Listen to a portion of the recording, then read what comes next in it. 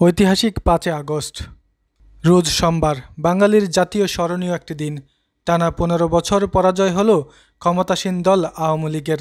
কোটা আন্দোলনের জেরে দেশ ছাড়তে বাধ্য হলেন সাবেক প্রধানমন্ত্রী ও আওয়ামী লীগের সভাপতি শেখ হাসিনা। ছোট বোন শেখ রেহানাকে নিয়ে গণভবন থেকে নিরাপদ স্থানে চলে গেছেন শেখ হাসিনা।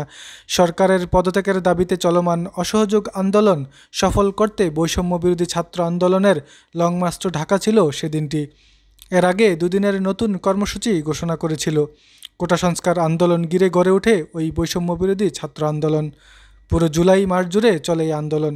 এক পর্যায়ে সরকার কোটা সংস্কার করে, তবে কোটা সংস্কার আন্দোলন ঘিরে সহিংসতার জেরে এক দফা দাবি ওঠে শেখ হাসিনার পদত্যাগ। সেদিন বেলা ১১টার পর থেকে ঢাকার পথে ডল নামে মানুষের। কারফিউকে উপেক্ষা করে বিভিন্ন স্থান থেকে আসতে শুরু করেন তারা। এক পর্যায়ে শাহবাগ, কেন্দ্রীয় শহীদ মিনার সহ গুরুত্বপূর্ণ পয়েন্টে লোকে লোকারণ্য হয়ে ওঠে। তবে সেদিন ছাত্র আন্দোলনের বিপক্ষে ছিল অনেক বাহিনীগুলো, এবং অনেক বাহিনী বলেছেন যে তারা দেশের স্বার্থে এবং সরকারের স্বার্থে কাজ করেছেন।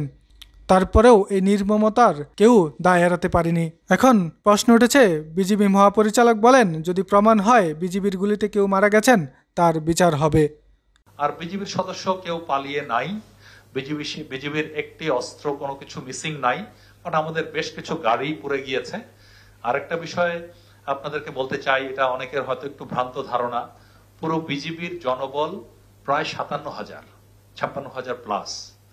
আমাদের বিজিবির শুধুমাত্র 6 কিন্তু গ্রাউন্ডে এই ছাত্র জনতার বা আন্দোলনের জন্য মোতায়েন হয়েছিল। হ্যাঁ, সেটি কেন এত কম মোতায়েন হয়েছে সেজন্য আমাদের টাইম টু টাইম আগের স্বরাষ্ট্রমন্ত্রীর কাছে এবং রাষ্ট্রীয় পর্যায়ের নেতাদের কাছে কৈফিয়ত দিতে হয়েছে অসংখ্যবার, বিভিন্ন মিটিং এ জবাবদিহি করতে হয়েছে। এবং পুলিশ যে ভূমিকা পালন করছে সেই ভূমিকা বিজিবি অনেক ক্ষেত্রে ইচ্ছে করেই পালন করছে না, সেই বিষয়ে আমার দোষারোপ আমাকে করা হয়েছে বা বিজিবিকে। তো এক্ষেত্রে আরেকটি বিষয় আপনাকে বলি, যেহেতু সরকারি একটি বাহিনী, সরকারি আদেশ হয়েছে, গ্রাউন্ডে বিজিবি পাঠানো লেগেছে, বাট পুলিশের চাইতে বিজিবির ১৫-২০ গুণ বেশি লিথাল ওয়েপন যেটাকে বলে, মারণাস্ত্র যেটাকে বলে বা আগ্নেয়াস্ত্র যাকে বলে, তা আছে। কারণ বিজিবিকে এমন ভাবে ডিজাইন করা, বর্ডারে কখনো যদি যুদ্ধ পরিস্থিতি হয়, প্রতিরক্ষা বাহিনীর আওতাধীন থেকে বিজিবিকে প্রথম যুদ্ধের প্রথম মোকাবেলা তাদেরকেই করতে হবে। তো বিজিবির কাছে লাইট মেশিন গান রয়েছে, মর্টার রয়েছে, গ্রেনেড রয়েছে, রকেট বিধ্বংসী কয়েক প্রকার অস্ত্র রয়েছে।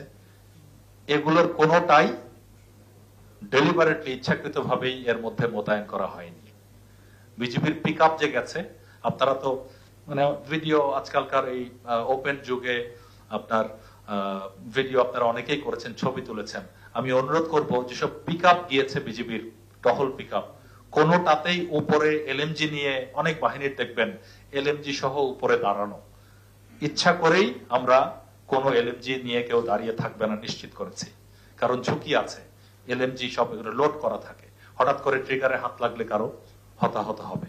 তো এক্ষেত্রে বিজিবির সর্বোচ্চ চেষ্টা ছিল, সর্বাধিক চেষ্টা ছিল যাতে একটি প্রাণও বিজিবির হাতে মানে মৃত্যু না ঘটে।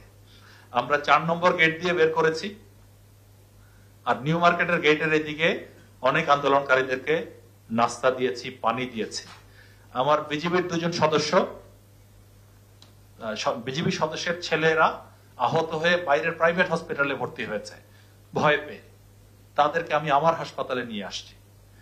রৌফ কলেজের একজন টিচারকে, তাকে কোন একটি দলের এবং এই আন্দোলনের সাথে যুক্ত ভেবে তাকে অ্যারেস্ট করে নিয়ে যাওয়া হয়েছিল, তাকে আমরা জামিনে মুক্ত করে নিয়ে আসছি।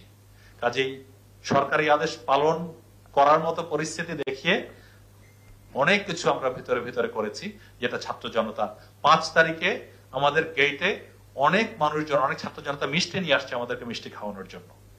বিজিবি যদি আমাদের এপিসি গুলো, একটা এপিসির উপরে তো মেশিন গান বা এলএমজি ফিট করা থাকে, বিজিবির একটা এপিসির উপরেও আপনারা দেখেন, আমি বলার পরে আপনারা ভিডিও ছবি দেখবেন, এই অনুরোধ থাকলো।